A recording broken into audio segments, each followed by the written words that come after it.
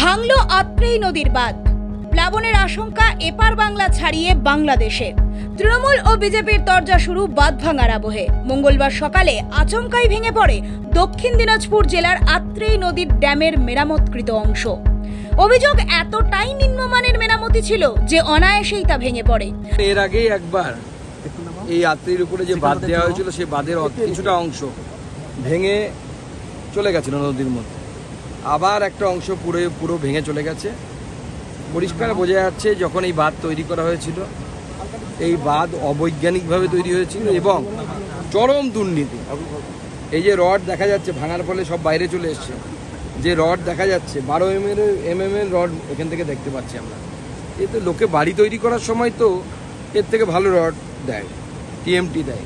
তার জায়গায় এখানে এত বড় জলের স্রোত, বন্যার সময় কতটা জলের স্রোত হয় আপনারা জানেন। সেই জলের স্রোত, কারণ আত্রেই বাংলাদেশ হয়ে আমাদের জেলাতে ঢুকছে কুমারগঞ্জের ওখান থেকে।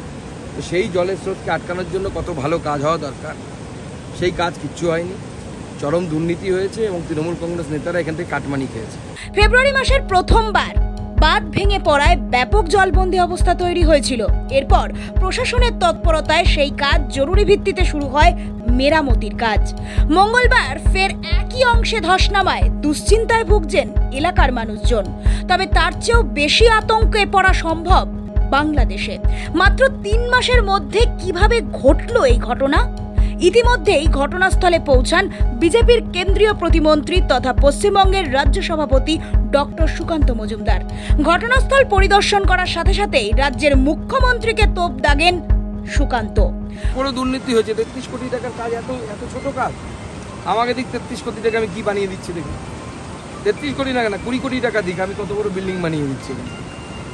এ তো 33 কোটি টাকা পুরো লুট হয়েছে। 33 কোটি বলেন, পরে আরো 2-4 কোটি হয়েছে, মোটামুটি 34-35 কোটি টাকা গেছে।